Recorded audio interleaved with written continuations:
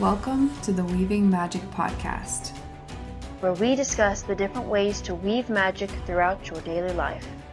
We are your hosts, Alyssa Lilly and Tara Webb, and we are thrilled to guide you in this magical journey of exploration and ritual. Hey, Magic Weaver, and welcome back to the Weaving Magic podcast. I'm your host, Alyssa Lilly. And I'm Tara Webb. And we're talking about a connection to the elements and how that connection can be severed or influenced by trauma. Getting deep today. Yep, and full disclosure, we haven't fully prepared. We have ideas of this, but this is gonna be a real life, in time, in person kind of. This is just an intuitive from our gut conversation of just pondering the idea from our own personal traumas and how it feels like that has impacted our connection to the elements on our journey, and how maybe that will open up some ideas for you and your healing journey too. Yeah, definitely. This isn't one that we have any knowledge per se of research of, we haven't done any extra reading on, so please don't take our words as gospel on this whatsoever. Yeah, we don't have a degree in psychology, anything. We're just having fun and having musings about what this could be. So don't take this well, Alyssa and Tara said, please. Having musings. I love the way that you phrased that. I love how you use and craft the way that you say things. It's so beautiful. Which is a side note of how a friend of ours said that I'm a word witch. And I was like, oh, I've actually never considered myself that. But it makes total sense because I'm very cautious about the words I use and, especially writing a book and that kind of stuff. So I think that resonates with me more than herbal or house, whatever the other ones are. Eclectic, word witch actually really resonates with me. I wonder, and that could be a topic for another day, but I wonder if there is a branch of type of witch or witchcraft that is strictly in spells and words and the way that you craft them. Because it's an art. It's an art form. I mean, it would be spellcraft. I guess that's a word. Your guess is as good as mine. I think it would be that is creating spells because, as we've said before, our language is creating spells just basically when we talk. I don't know. That would definitely be an episode for later that I feel like we can dive into, because I'm now curious about that, and I feel like we will easily get derailed. Yes, we will. We will get into that topic. So we're derailed in the most beautiful way. We're going to put a pin in that one. Pending conversation next about the kinds of witches there are and that kind of thing. So, elemental trauma. So this came up from our last episode that has to do with just tapping into the elements and how you can connect with them and what they mean for you. And we even discussed the elements that we connect with the most. And it's really funny because I don't think we discussed this part. I connect with, air and ether, like I said, but I'm more inclined to go to fire. Fascinating. Because I'm always so cold. Yeah. So I'm inclined to, when I see fire, I'm like, ooh, fire. Or, water. I love warm water and being like a mermaid and just being in a bathtub. So those are two areas I would gravitate to more, but I connect easier with the others. Is yours the same or different for what you connect with? I'm going to be honest with you. I hadn't thought about it in that way. I would say that for me, my biggest resistance, and the more that I think about it, it makes sense with my trauma, but my biggest resistance has been water. I know ever since I was a little kid, and I won't get into details or anything, but water being splashed on my face drove me nuts. Even to this day, to wash my face, I've had to work through a lot to get to the point where I'm okay with water touching my face. Or I love swimming, don't love submerging. It's very different for me. So I love being in the water, but I don't like being fully submerged. And I'm curious to dive deeper into that and where that might come from. I also I feel like I have a lot of, and we talked about this on last episode, but I have a lot of resistance to fire. Which is funny because I play with candles and stuff a lot, but I think it's more of a fear of the damage of fire more than anything.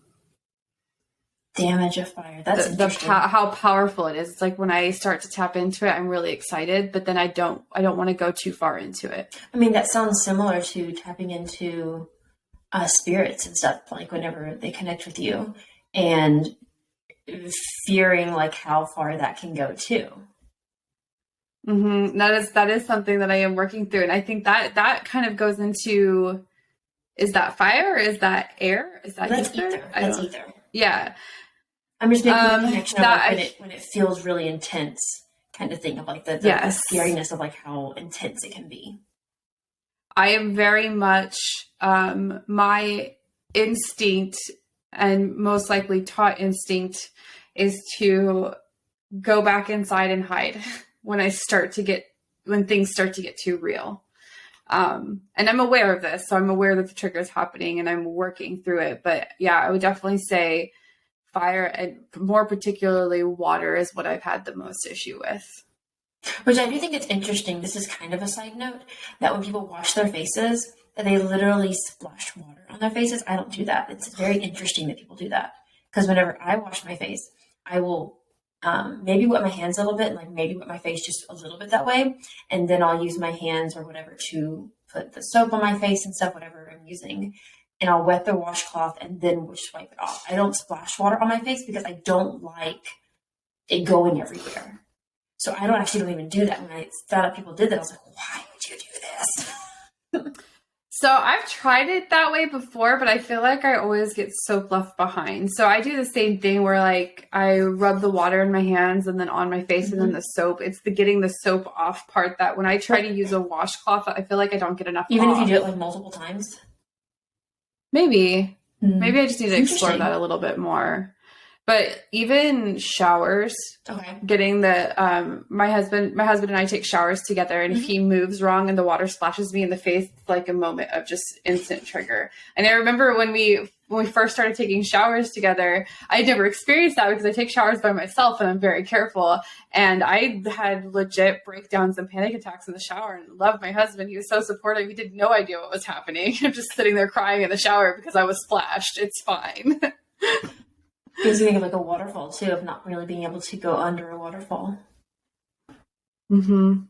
Which is crazy to me because that is one of the things on my bucket list. I would love to go dance under a waterfall, but at the same time, what about it's rain? Panic inducing.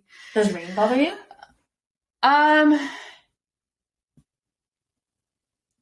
Fascinating question. I love being out in the rain, but I typically do kind of tilt my head so it's not on my face. I think it's mainly my face, and I think it's more also than my skin. When you have the awareness behind it versus it just happens and you're not prepared. Well, and when you're splashing your face and when you're getting pelted in the shower, it's very different than when you're going outside in a light rain. Yeah. So Alyssa connects really well with ground, earth, as we've said, and obviously trauma is limiting in some ways connection with water, not entirely, but like just those areas. Would you say before, if you can remember back, you had a connection with water? Like, did you enjoy it before that, or do you not remember? I feel like when I was a kid, I enjoyed it a lot more than I do now. If I remember back to the days pre-trauma, so like kindergarten, that's a long time ago, I loved playing with the different elements, and I used to pretend, I don't know if any of you have played Final Fantasy or know what that is, but it is a fantasy game that is amazing, and there is a character in it you can summon called Shiva, and she's like this ice goddess. And so I used to pretend I was her and I could shoot ice out, but then I would pretend I was, I would go through each of the elements and run around and I would throw them on me, and I felt just super witchy without realizing that's what I was doing. and connecting with the elements and the way I was moving my body and stuff. I think that my relationship with water, not only the physical water, but when I think about how locked away my emotions have become, is definitely influenced by my trauma. And so I think that's very important, is not just the actual like physicality of all of them. It's, the emotional connection inside of us too. And so with fire, that would mean you fear some of your passions, you fear your drive going and getting like really intense into like things that just light you up, that if you maybe do dive into those, that you're worried how far it can go?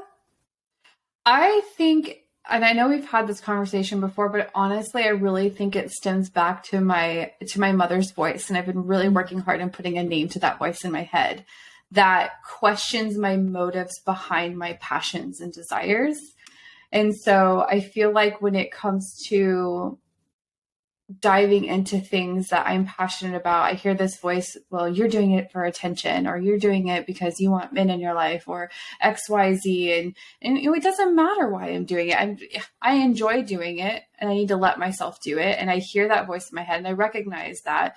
And it's almost like I've been programmed with this weird imposter syndrome that gets so intensified from my trauma. And I have to really work through that connection to get to my deep passions and to like unlock my gifts. That's the voice I've had to really work through.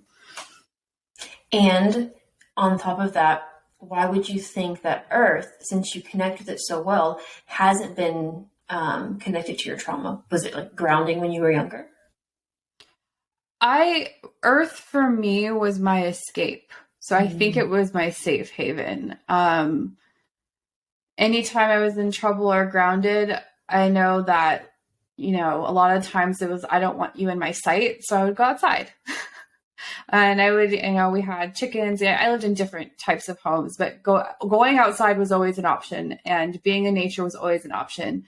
I remember when I was really young, my dad used to get really angry. And I would just go outside because if I'm out of sight, out of mind, the anger cannot get worse. And so there was this place in the woods where I created a tree house, but it wasn't really a tree house because it was out of like cardboard and stuff. It was my imagination tree house. And I had little rocks and stuffed animals and different things that I would talk to. And that was kind of my safe place. And so for me, that connection to the tree and to the earth and to the dirt was very much an imaginative and safe space for me. And I think it's so fascinating that when kids get in trouble, we use the word grounded. I know. I never thought about that until you just said that, but oh my goodness. Because you even said that. You said, when I was grounded, I would go outside. And that's why I'm hesitant to use it with my boys. So like, when they get in trouble or we take away, you can't go play with your friends right now, or like those kinds of things. I specifically, and I don't even know why yet, I specifically stay away from we're grounding you because there's a hesitation. It feels like a manipulation and there's a word. It's when you take something that's supposed to be like a good, kind word and you warp it, a warping of the word grounded. Because grounding means to be with yourself, to be with the earth, to just really hone in. And instead of saying you're grounded, I don't understand. Like there's a disconnect in my brain with that. Where did that word come from? Again, another topic. That's fascinating. I've never thought about that. Because really, it's not being grounded. It's a consequence. It is. And usually the consequence is you can't go outside. You can't go play with your friends. You can't do this. That's usually the implication of it. I've had so many different forms of quote unquote grounding. Mm-hmm. And it's not just one thing. It's not. And I feel like we should talk about it more because when you're a kid, we have this perception of, well, what we're going through is normal and everyone else must be going through it. But that's not true. I remember the first time I shared the way my mom used to ground me. She would tape a little box square on my bedroom floor, and she would tell me I had to stand in it and I wasn't allowed to move the entire day, and I was only allowed to go to the bathroom twice. I didn't know that was abusive. I was like, oh, this is grounding. Okay, cool. And I would sneak and read a book. And then if I heard her coming, I would stand up real quick in my little box. But that seemed normal to me. And it didn't seem, compared to some of the other ways I'd been treated before, it didn't seem like abuse to me. But then when I shared that for the first time, people were like, no, that's weird. That's not okay. I'm like, oh, a lot of deconstruction to do there. I mean, like Justin's with, his dad having him and his siblings kneel on rice for long periods of time. That's not good. So, I mean, that's not okay. And also that's, where he came from. Maybe that's their culture. Yeah. No, I'm not at all saying it's okay whatsoever. Like 1,000%. I like to go through and understand, where it comes from. Which, let's get back to grounding, because I literally looked it up, and it makes sense because you think about grounding. It comes from when they had to ground planes, but around the 1940s, it was denying privileges, originally a punishment meted out to pilots. So, like, you're grounded. You can't fly a plane. You're grounded, which makes sense. I'm curious from there, like, where it shifted into you're grounded to kids and to other things. But that makes sense of, like, that connection of you're grounding a plane. It's on the ground. Tell me a little bit about how your relationship with the elements has evolved over time. Yeah, that's what I was just thinking about. That, I don't know. I feel like I've always kind of loved water. I've always been drawn to fire, but I haven't had a good connection with fire in the sense of the fear of, like you said. And also, I think I would be a pyromaniac if my parents... You're obsessed. I love fire. I love it. And I kind of wonder if, those who are, that's actually like our deep calling of, we actually have fire in our blood to, like, spout fire kind of thing. Like You're a dragon. Let's be real. Like, I really one of those things. So that for sure. Grounding is very difficult for me. Being out, like, I fully know that I enjoy, my body does better when I get out into nature. We didn't get out into nature a lot when I was younger, or much. I mean, my dad has a lot of knowledge around. He used to be a park ranger, among the many things he used to do. Not a park ranger, a naturalist, which would be actually teaching people, taking them on hikes and, like, teaching them campfires and, like, safety and, like, all that kind of stuff. Actually, like, diving into nature. But he never really taught us that. And so I think that's also interesting that, being a retired now Baptist minister, one thing my dad and I talk about is that, especially in the Baptist religion, you're taught a lot about God and Jesus, but they don't talk as much about the Holy Spirit. And to me, there's a deep connection with spirit of, feeling that energy around you. That's what it is. And him and I have had so many conversations about how he wishes he had taught me more of how to connect with the Holy Spirit, And so I think it's interesting that things that my dad or maybe my parents know, but didn't teach us, didn't, I guess, think about, how to start a fire, how to go camping and, like, be out in nature that way. And also, I think and this is kind of a realization as I'm saying it, I always wanted to be a Girl Scout. Like, that was something that was just so fascinating to me, but I couldn't. I was not allowed to be. My brother was a Boy Scout. My dad was even a Boy Scout leader, but I couldn't be a Girl Scout because it was too feminist, too liberal. So those things that typically my brother would have of, like, the quote unquote manly, boyish things that girls, my dad never said, like, that's for boys, you can't do that. It was just, I couldn't do it in that way. And there was no other way. I don't know if there is now, but there's Girl Scouts. That was the only way to, like, really connect that way. And so that was kind of, like, in a way restricted, not in a mean way, but just his beliefs then influenced kind of thing. And I wonder if I just kind of stepped away from those. I enjoy being in nature. My inclination is to not. Like, I would be inside. And there are days when I go and I'm just doing stuff with the kids and they're running out and I'm like doing this and this and whatever I'm parenting. And I realize I haven't stepped outside today. Or I stepped outside, but it's like quick because I'm just doing stuff in the house. It's not my inclination to just go and let's go hiking. Let's go this. It's more of like I really need to get out. So I think that's definitely influenced where I'm not as connected to nature. Although, like I think I said earlier, I feel like people feel, and you can correct me if I'm wrong, Alyssa, I feel like people see like a grounded energy from me when I connect with them. Like when I talk with them, I feel like there's a groundedness. And that's also interesting is like, where, and this is the you to listening as well, those of you listening, do you connect with one, but other people sense something else from you more so? Because if people sense groundedness from me, but I don't connect with earth as much, why is that?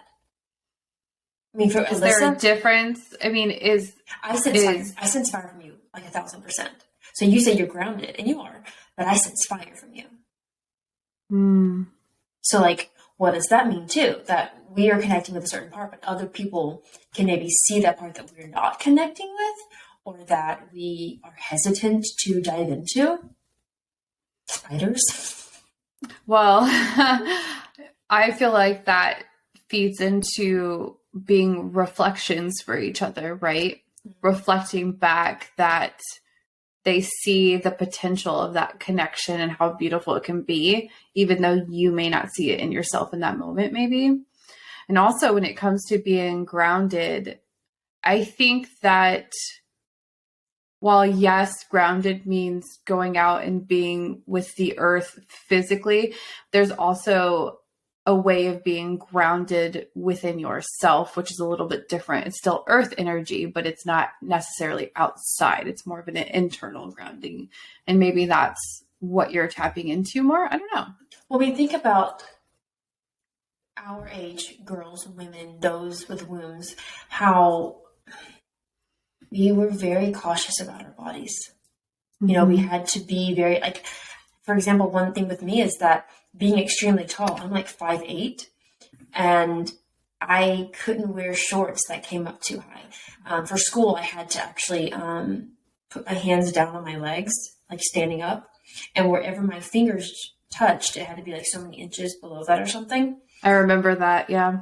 And even with my parents, even if that weren't the truth, I could never have short shorts. And it sucked because I was just so tall that, even just regular shorts were short on me. Also with, I could never really have a two-piece until I was a bit older. And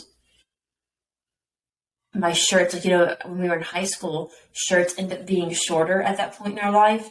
And if you lift your hands up, you can see your belly, and that wasn't okay. So it was very much about like how I was looking and how my body was perceived and that kind of thing. And being in that space, I was not able to connect with my body because once again, that's very sexual and not allowed, right? Connecting with your body. And so that's kind of like what I'm working on now. But you're right that that's a secondary part of connecting with earth. And if you have been told that your body is evil and disgusting and that it's not connecting with God or, with the spirit or anything like that, then of course you're going to resist that immediately. And I think that leads to a lot of our resistance to connecting to our body through sexual pleasure with yourself or with your partner, that kind of thing, because we feel guilty, immediately feel guilty if we have any sexual. And even they say like, you're because we're a temptress, right? We're a temptress. It's evil for us to tempt someone or be desirable. Well, and even here's the funny part is even being in marriage with a man and a woman is totally okay, right? Like that's the ideal. Even in that, after we've been told for so long that that's not okay to have those sexual desires, you're in that relationship and you still don't feel it's okay. In the one place that's supposed to be okay, you still don't feel it because then you have been so conditioned to think that nothing in my body is okay. These desires I have are not safe, are not something I should have. It's wild because that also brings to mind for me when I got pregnant, like my husband and I were trying for a while. It was a very intentional pregnancy, but I remember when I first got pregnant, I felt shame. Like I was sleazy, like I shouldn't be pregnant, or, telling people felt super awkward because, you grow up and teenage pregnancies happen. It's such a shameful thing. And I'm not advocating for teenage pregnancies by any means, but and then you get into your early 20s. Oh, they're too young and you shouldn't be married and you shouldn't be thinking about these things. And then when you do have kids, you're like, I want to be excited about this, but I don't know if I'm allowed to be. And it has that weird attachment to it. Even with my second kid, I had the same feeling. I don't know. It's wild. Well, and with Dominic, I was 23. Technically, I was already out of college. I wasn't married, so maybe there's that part of it. But I was already out of college. I had a job, even though I was making like $13,000 a year with my job. Like, it's just wild to think how little that actually was. And so, yeah, I got pregnant and I was just like, fuck, what am I going to do? Because I immediately consider myself, and I still do. I consider myself very young still. And I am, but like in my body, I still feel like a teenager. I don't feel like I'm 30 something, 30, I don't know. So like at that point, I still felt like I was in high school. I'm doing something wrong. Perceived I was wrong because I was having sex out of marriage. Sure. But you're right. And each time I get pregnant, it's like, should I feel happy about this? Oh, it's my fourth kid. That's a lot of kids. I didn't want that, because all of mine haven't really been planned. And in a way, like I wanted to have the kid, but I also, like, you have to like second guess. And if you're connecting with your body, there wouldn't be that fear. Mm-hmm. It's crazy how many stories are so intertwined in our reality that we have to unravel. But even thinking about just being a human being in a relationship, it's so difficult because the first thing people ask you is, when are you going to have a kid? When are you going to have a kid? When are you going to have a kid? It's like, what if I don't want kids? Why is this a reality that you're trying to push on me? Then when you have a kid, it's when are you going to have your next kid? When are you going to have, you got to have two, you can't have one. And then 3 comes around, everybody's kind of like, oh, okay, I think you need to stop now. And then you have 4, and then now you're shunned for having too many kids. And it's like, damned if you do, damned if you don't. And then it's also you're parenting your kids wrong. You're doing the wrong stuff. Like there's always something. Yep. There's always something. Breastfeed, don't breastfeed. Yell, don't yell. Gentle parenting, don't gentle parent. Like it's such you do what's right for you. Truly. Like if anything you take away from just anything we ever talk about, it's always what is best for you. Granted, we will advocate that it doesn't, mean trauma inducing. However, everyone will have some type of trauma. Like I have to come to terms with, I am not perfect for my kids. I do still yell sometimes, and it sucks. My psychic son one time was like, yeah, Mom, sometimes you can be a monster. And we talked with him about it, and apparently it's sometimes I sound like a monster. Like when I yell, my voice sounds like a monster. But that took a little bit of, talking through and really negotiating. Like, it's okay, what do you mean by this? What is it? Like diving into the words of that. And also being able to show up and not having that trigger me. Because immediately, parents would be like, oh, I suck. I'm awful. Everything we do is going to cause some kind of trauma to our kids. Like, we're not going to be perfect for them. And you have to accept it. Doesn't mean you can, okay, well, they're going to have trauma, so whatever. I'm going to decide I can do whatever I want. No, you always do your best. Always. Yeah. I'll never forget when I raised my voice to Lincoln, the loudest. I raise my voice here and there. I'm not a big yeller. But he was reaching up for the stove. And so it was like, I need him to not do that. And I really need him to listen. And I didn't have enough time to get to him. So I added some fierceness to my voice. I don't think I've ever done with him. And I watched him cower, and it broke me, and the instant guilt. And so, I sat down with him and worked through it. He doesn't talk yet, so he can't communicate back. But I was telling him, that's really dangerous. I was trying to talk him through why I was yelling. But that moment was just heartbreaking. And also, what are they going to remember? Like, you never know. Some kids choose to constantly remember, I had so much fun when I was little. I had this and this and this. And other kids are like, I remember you yelled here. I remember you yelled there. I remember you did that, right? And you can't fix any of those.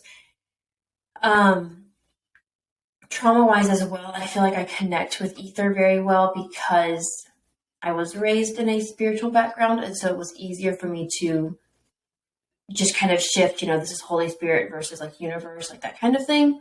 I was always just kind of easily connected with it. Singing has been a huge passion of mine. So air, like that's, singing using your voice and stuff. So those things come very easily to me. And I could see that because that's kind of how I was raised. Like that's how I was easily able to tap into. Fire, I could see not connecting with fire if you've been told that you're going to hell kind of thing. Oof. Because that's supposed to be fire and brimstone. Or even if this is going a bit deeper, that's difficult to like really tell, but like if you have any past lives, that definitely, I would say, influences your elemental triggers. Deep generational trauma triggers. There's a lot of directions that could go. Mm-hmm. And I think fire, kind of how I was saying earlier, can really be impacted on how you were treated when you spoke up about things you were really passionate about. So a lot of times, especially if you're neurodivergent or autistic or ADHD and you get really passionate and really loud, people tell you they're not interested, or why are you so excited, or why are you being so loud? And it's instantly deflating, and you feel this guilt around being passionate about something. And that, I feel like, severs that connection almost. So let's talk about the emotional ties, or the emotional ties to the elements, right? So ether with emotional, what would that be? Religious trauma. Okay. Yeah, that's true. I mean, in my mind, that's where I instantly go. You have to believe a certain way. Your questions aren't valid. Looking into anything that's just basically not what you've been taught. So yeah, I could see that. Or even I've worked with a few clients that have had a lot of religious trauma, and even with my own religious trauma, we tend to, we tend to steer completely away from religion at that point, especially if the religion despises who we are. If you're, especially if you're like gay, LGBTQIA, or don't fit in the mold that religion has for you, you tend to put religion and spirituality in this box, and you're like, I'm never touching this because it's all the same thing. Yeah, that's true. Air would be speaking your truth in some ways, feeling like you can't talk, feeling like you shouldn't be heard. Not even so much passion, it's just your actual voice. Just you being present, right? And you're speaking. No, I won't say being present because that's grounded. That's earth. Just speaking. You should be seen, not heard. You shouldn't. I even think like you shouldn't breathe too loudly. Like just doing the daily things that like would annoy somebody. Mm-hmm. Can you think of anything else for air? I was sitting with it for a minute. I mean, I almost, when I think about the relationship with air, I feel like I picture in my head somebody walking on eggshells, like trying not to make a sound, and almost, or the example that comes to my head, and I hope this makes sense, is when you want to be an artist for a living and everybody tells you that's unrealistic, and then it stunts that creativity and that flow in that air state. So creativity, not passions, but creativity. And the way we can distinguish creativity from passion is like when you are so lit up that you're just going for it, which can also be your art. But creativity is like just giving to it and just, being immersed. Allowing your head to be in the clouds and being okay with it, instead of everybody telling you to bring your head back down to earth. Like, let me daydream. That's true. Daydreaming, especially if you have ADHD, as someone who has the version that is daydreaming versus hyperactivity, because you're going to be, focused on outside the window and that kind of thing. Which, major side note, my clouds are gorgeous outside my window right now. they're puffy and the sky is so blue. And right, like at the very bottom, there's this beautiful grayness as it kind of, it has like a beautiful just puff to it. So go look at your clouds. Great reminder. That's our challenge for this week. Go cloud gazing. Fire, we've already said, is passion. And I would also say maybe food, like digestion. Traumas around food and how, like, I think that also ties into body, to, your earth as well. But I think if you eat, well, maybe food's tied to air as well, because if you eat due to your emotions. I feel like food is very much intertwined with all of them, but digestion specifically would be fire.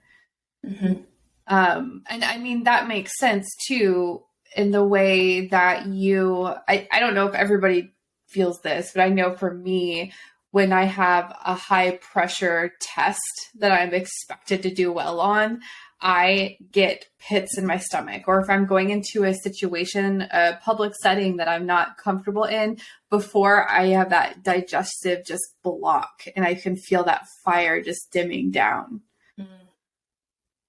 It also connects with you're too sassy. You're too much. Too much. I'm trying to think of like what they say to little girls. I don't have a little girl, so I can't think of like what would normally be said. But it's the phrases of bossy. Stop being so bossy. Stop being so controlling. As little girls, stop being so emotional. Stop being over dramatic. And that's a lot of fire. That's just the drama queen. Drama queen is a big one. Yeah, you're being melodramatic with it. So that's a lot of fire. I know. I have been retraining my husband and the way that people talk to both my son and my daughter. But I notice it more with my daughter is, oh, you're being so dramatic and just different things. I'm like, she's learning her emotions. And, we have Lincoln, who didn't really show his emotions. He just kind of, he didn't even really cry when he was baby. He just kind of was like, which meant he was hungry. And she's just very expressive. And that's okay. That's not being over dramatic. It's fascinating to me how differently, I don't know. And like last night, we were watching a movie, or getting ready to. And Dominic said, I want to watch Iron Man 1 or 2. If you watch 3, I'm not watching it. I'll go upstairs. And Justin was like, well, I don't want to be boundary setting. It was, right? Justin was like, well, I don't want to be held captive by that. Dude, like, you're not going to decide that. I said, no. Remember, this is him saying it. He's not saying, you can't watch this. He's not saying that. He's saying, I just don't want to watch those. And yes, maybe he was partially influencing, like, please choose the other 2 because I want to watch. Maybe that was partially too, because he's a kid and they like to have some control over things in that sense. But it wasn't he's expressing what he wants. Yeah, exactly. It wasn't like, no, you can't watch that. It's my way. He was saying it exactly the way I said it. I want to watch Iron Man 1 and 2. If not, then I'm going to go upstairs and listen to my story. Totally fine.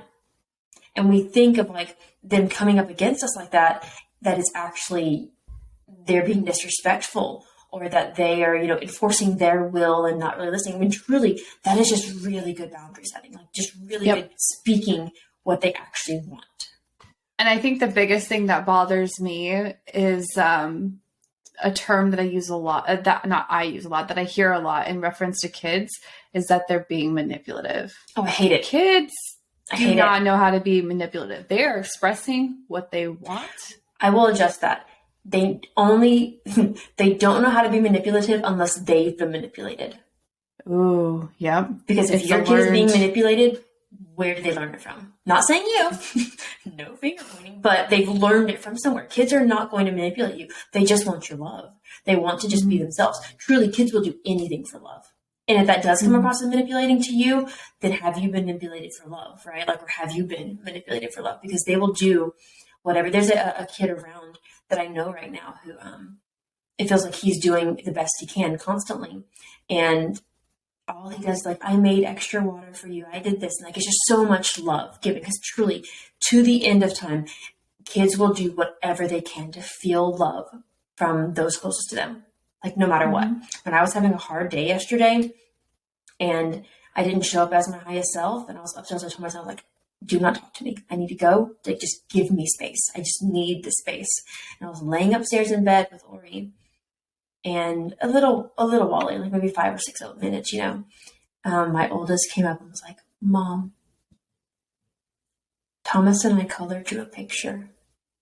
We hope you feel better. And like set it down. After I didn't yell at them. I wasn't like angry at them. I was like, I just need space. And, that was me trying to, maybe not in the best way, but saying like, don't talk to me. Just like let me figure myself out. And you're just doing your best. Like, they're showing up. They're going to do their very best if they see you doing your very best. Yeah, I think that we just don't take the time to understand where kids are coming from, because it's easy as an adult to get wrapped up in the adult world that we just take for granted that they should just entertain themselves and those kinds of things. And, the one thing about kids, they're always doing what they can for love. And if they're not finding that safety and that love in the way that they feel that they need, sometimes they act out, because even being reprimanded is a form of love, because you are protecting them. And so this isn't to point fingers or to make you feel guilty, but more of an awareness on how are your children or the children that are in your life communicating with you, and how can you get down to their level? Someone I learned from when I really, truly needed it was, if you go on Instagram and find Simply on Purpose, and the way she and her husband taught tons of parents, but what they taught me is, kids don't have the adult ideas and thoughts that we have now. Like, we were trained with that. And so we have to remember that we have to teach them, that they're just not going to know. And we get so frustrated because, why don't you just know this? They're not going to know it. And they're new to this planet. And if you think about, if I was laying in bed like I was yesterday, and I told Dominic to not talk to me, and he came upstairs, Mom, what? I said leave me alone, right? I would have missed. I wouldn't have missed. He probably would, but I would have missed. Like, they gave me a picture, right? Because I was stuck in my head. He didn't listen to me. No, he didn't. He didn't respect what I asked. However, he was trying to heal it. He was trying to soften what was going on at the moment.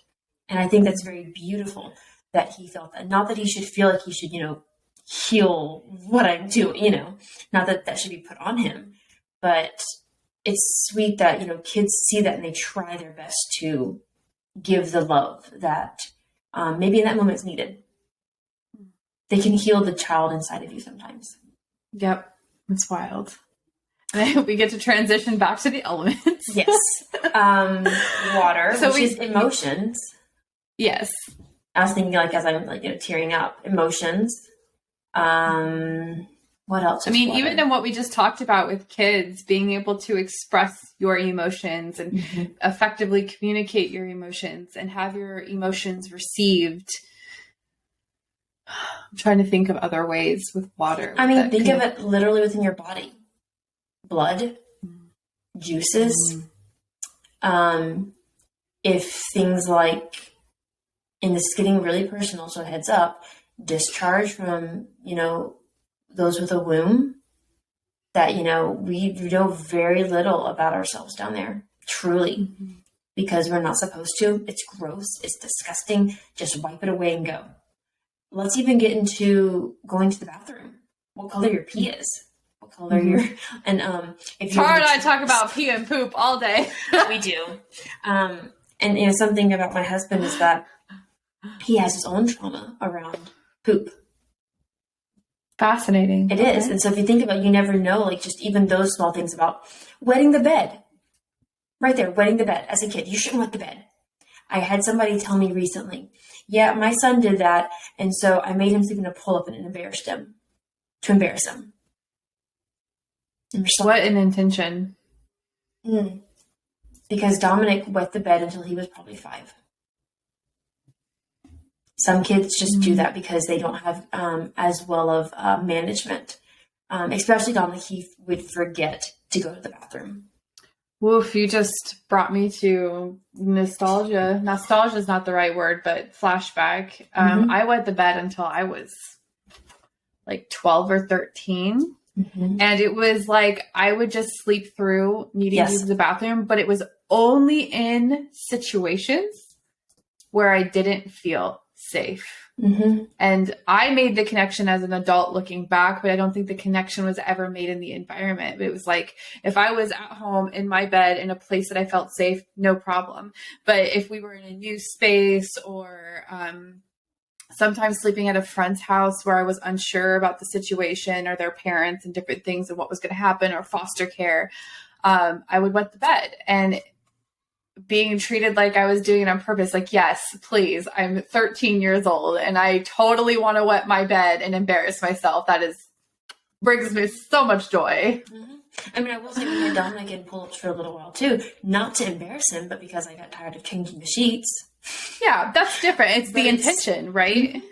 Yeah, because they don't, especially those who have ADHD or even sometimes with autism and that kind of stuff, they have less control of their bowels, or it takes longer for them to control bowels. There are actually a lot of people who do have autism that have a difficult time even into adulthood of their bowels and that kind of stuff. Obviously with more severe cases too, but it's not ever intentional. So, I mean, even there's another reason right there, Alyssa, that water for you, right? Mm-hmm. Another example of water. I mean, when I was... Thank you for this episode, as it's shining a lot of light on things for me. I mean, mine, the one I said before is, I said I put up a bad word. I have no idea what it was. And I got my mouth washed out with soap. So speaking my truth, which is not really speaking truth, like, you know, I probably said, like, you're stupid or something. And then I got my mouth washed out with soap. And the soap is also, and I mean, I was talking with one of my neighbors who said that her mom was going to wash her mouth out with soap and then stopped and said, you know what, that's very invasive. And I never thought of it that way. You're invading my space, my privacy, essentially. Like, you're going inside my mouth to do that. You're going inside of my body. That's very... Yes. Yeah. So, I mean, that's another, like, connecting with the body as well. That could also be with water. Literally the water. So, like, the different things with that. I'm trying to think of anything else for water. I feel like water just kind of throughout. This is going to get maybe a bit triggering, but I would also say, you know, if you did, I'll say it a certain way, if you had or did anything to cause pain to yourself. Yeah, and then, guilty of that. Yeah, with blood, because that's also water. I want to say oh my goodness. Yeah, I want to say that. I understand now. Yeah. I want to say it a certain way so people can understand that without, you know, maybe being triggered, but we will also put a trigger warning on this for y'all. Because, I mean, my thing was, I always said I could never starve myself because I love food too much. I just could not. However, if I got angry, I could punch a wall. Well, there's my body, Earth, right? Immediately I'm hurting my body through punching through something physical. So let's look at how I'm connecting to Earth. I'm not, basically. Earth is our last one, right? It is. So I think also with Earth, we should look at teeth, because teeth are bones. And I'm working on my teeth. I have a lot of air in my teeth, which means like cavities are easy to come and like that kind of stuff. But teeth is one big thing. That's like a huge, oh my gosh, a huge trigger for me, that if I ever lose a tooth, like that's just going to the doctor. The dentist, I need to go. But the last time I went, it was so triggering due to the overwhelming feeling and sound and light. It was horrible. It's so like horrible. It's overstimulating. It is. Just generally. And that was after my awakening to, like, you know, myself more so too. And I haven't been back, and I need to.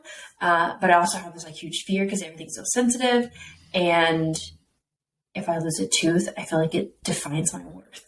It doesn't, but you know, that feeling around it, which then also ties into wisdom teeth and how, you know, the wisdom teeth supposedly are connected to your pineal gland, your third eye. That's funny because I wasn't born with wisdom teeth.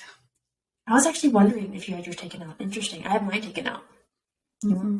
No, they did. I've had teeth. I've had my back molars taken out, but when they've done scans, I wasn't born with them. That is fascinating. Topic for another day. Right. Also with body, it would be, you know, your hair. If you had to wear your hair a certain way, if you couldn't wear your hair a certain way. Or even how you were taught to care for your body or lack thereof. I mean, if you constantly heard, from not even if someone was saying it to you, but in like around you, like if your mother or even your father, somebody said, I'm so fat, look at my body. I don't, I look so ugly. Like even if it wasn't directed at you, you pick those up. I was actually talking to a friend recently, and they talked about this, how they don't wear hats as much, and they're trying to wear hats more. And this sounds like something really simple, but this is how things carry with you into adulthood. And they told me that when they were little, their mom used to tell them, oh, hats look so good on you, but I can never pull them off. They make me look ugly. And so when they grew up into an adult, even though they were told that they looked awesome in hats, they had this story written in them that hats, made their mother look ugly, and therefore as an adult would make me look ugly, or don't look good on me, or I shouldn't wear them, had this negative story intertwined in them. And it's wild, just the little things that get picked up that you don't realize.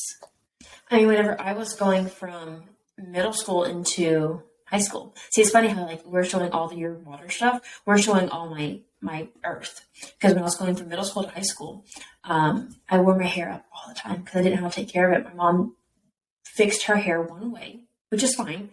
She just like never had like extra knowledge around the fun stuff of hair that we were doing. Like we were doing, little twisties with the butterfly clips at the back that we love so much and everything. And I just like never really knew how to braid or take care of my hair. So it was up. And my dad said, because he was a high school teacher at that point, and he said lovingly, all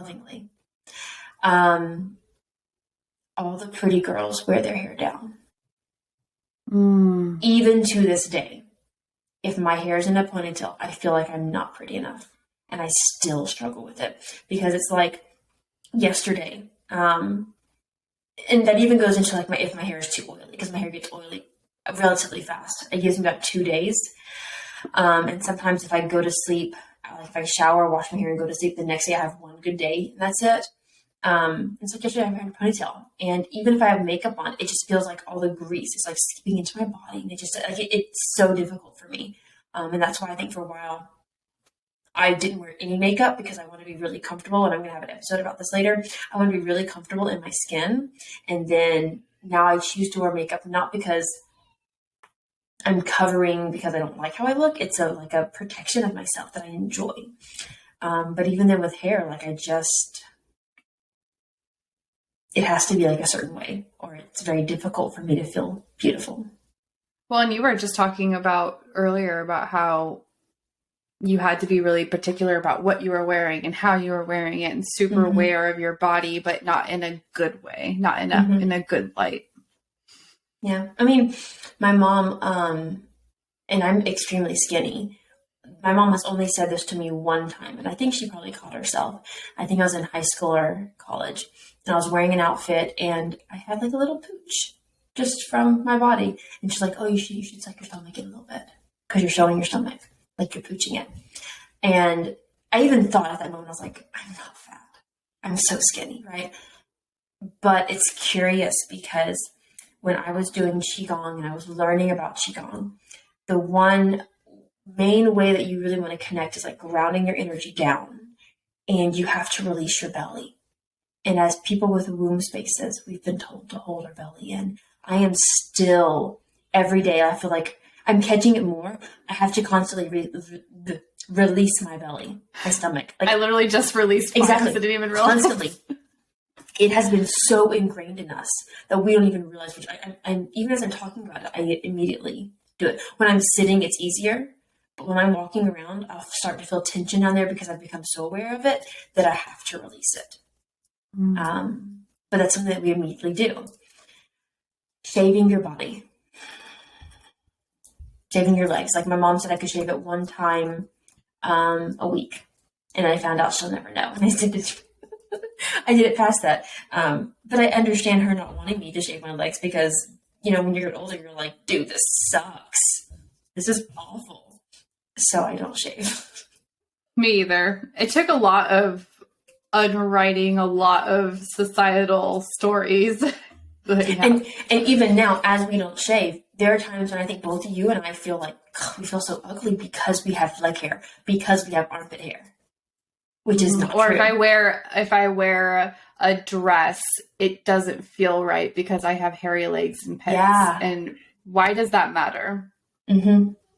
Really, truly, why does it matter? Mm-hmm.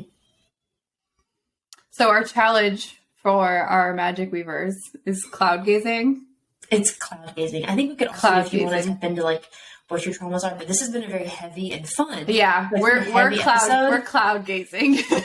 And I would like to say this is like a 2-part series, but because the elements are so fun to me, I'm going to put out there that we're also going to have another episode going into colors and how they can represent the elements. Because as I stare at Alyssa, who just has a difficult time connecting to water, what are Alyssa's favorite colors? Difficult time connecting to fire, what are Alyssa's favorite colors?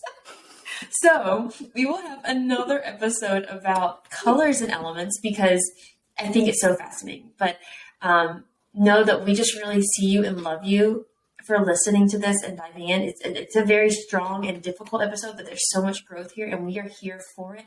Please, please, please let us know what you see in the clouds. Let us know. This concludes another episode of our Weaving Magick podcast. We release 1 episode a week, so be sure to subscribe to catch the latest episode as soon as it releases.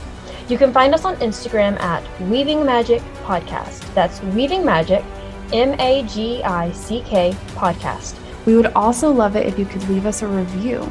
If you do, make sure to email us your review so we can send you a thank you gift. Thank you so much for joining us, and don't forget to find a way to weave magic into your daily life.